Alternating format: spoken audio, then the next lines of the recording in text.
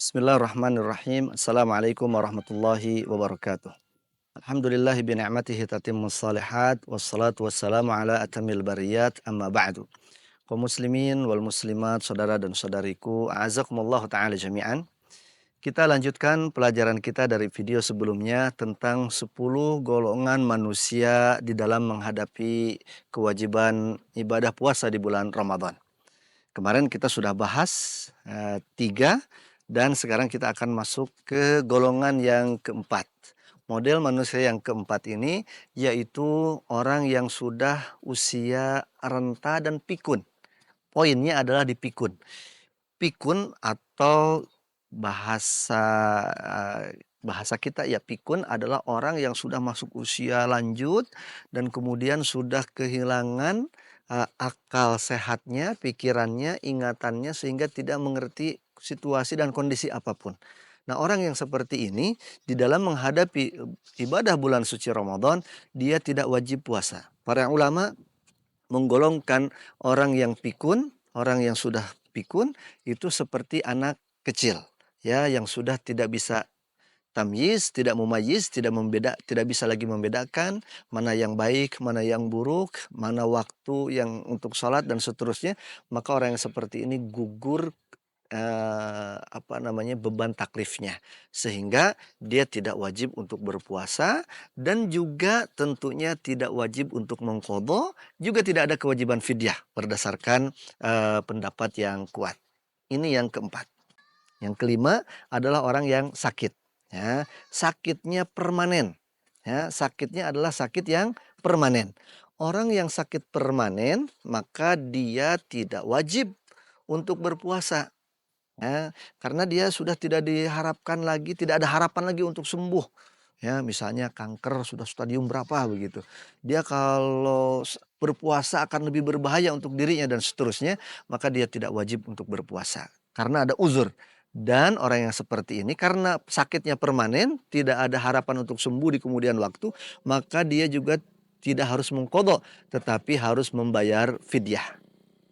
Jadi mereka harus membayar fidyah, menggantinya adalah dengan it'am masakin, yaitu memberikan makanan untuk orang yang miskin.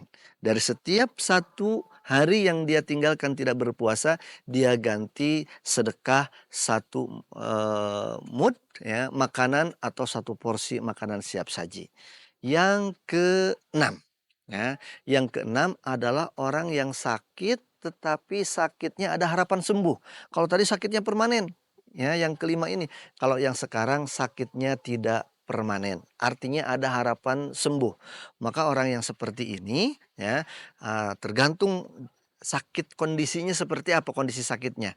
Kalau dengan dia berpuasa, ya ternyata itu tidak mengganggu kesehatannya, tidak memperburuk kesehatannya. Artinya puasa tidak puasa biasa saja sakitnya ini.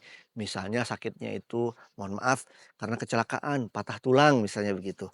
Nah, patah tulang di tangan. Maka orang yang seperti itu misalnya puasa atau tidak puasa tidak berpengaruh kepada kesehatan tulangnya atau perkembangan tulangnya. Nah, tidak berbahaya. Maka orang yang seperti ini tetap wajib untuk menjalankan puasa.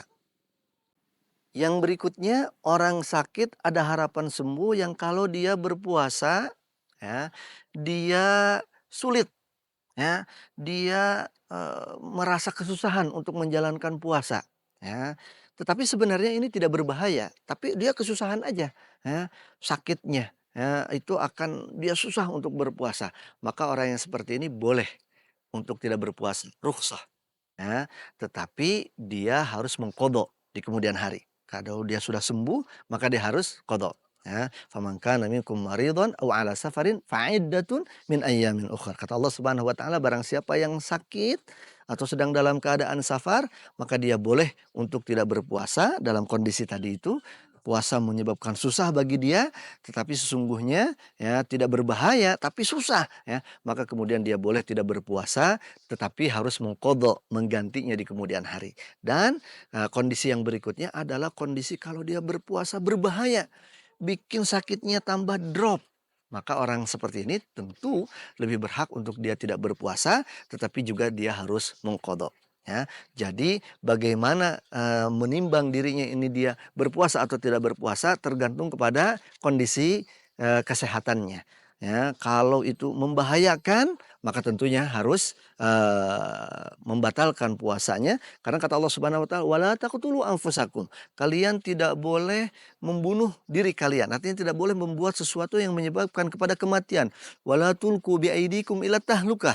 Di dalam ayat yang lain Allah Subhanahu wa taala mengatakan, "Dan janganlah kalian menjerumuskan diri kalian kepada kebinasaan, kepada sesuatu yang berbahaya." Dan hadis-hadis yang lainnya. Ayat-ayat yang lainnya menunjukkan kepada kita tentang, kondisi seperti itu. Nah, itulah di antara kondisi golongan orang-orang yang menghadapi bulan Ramadan, mereka mendapatkan rukhsah. Nah, itulah kondisi-kondisi orang yang, orang yang sakit ya, ketika berada di bulan Ramadan, tetapi sakitnya bukan sakit yang permanen, sakit yang memiliki harapan sembuh. Maka kondisinya apakah dia berpuasa atau tidak berpuasa, tergantung kepada kemampuan dia. Susah atau tidaknya menjalankan ibadah puasa, sebagaimana yang barusan kita, jelaskan. Tetapi pada umumnya dari semua kondisi yang ada bagi orang yang memiliki harapan sembuh, maka dia harus mengqadha puasanya ketika dia tidak berpuasa di bulan Ramadan, menggantikannya di hari-hari yang lain pada bulan-bulan setelah Ramadan. Saudara-saudariku muslim dan muslimah, itulah 3 golongan tambahan pelajaran kita dari 10 golongan manusia di dalam menghadapi bulan suci Ramadan. Insya Allah masih ada 4 golongan lagi, kita akan lanjutkan di video berikutnya. Barakallahu fikum. Wassalamualaikum warahmatullahi wabarakatuh.